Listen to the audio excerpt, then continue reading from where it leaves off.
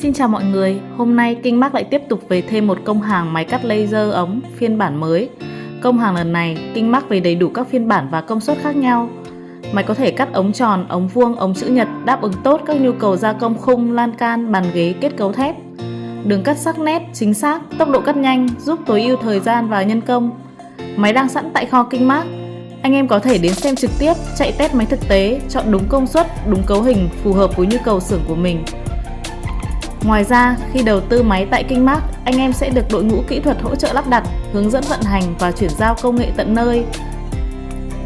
Anh em nào đang có kế hoạch đầu tư hoặc muốn nâng cấp dây chuyền, gia công ống bằng công nghệ laser, hãy liên hệ trực tiếp với kingmac để được tư vấn chi tiết hơn nhé. Hotline 0936 22 0809.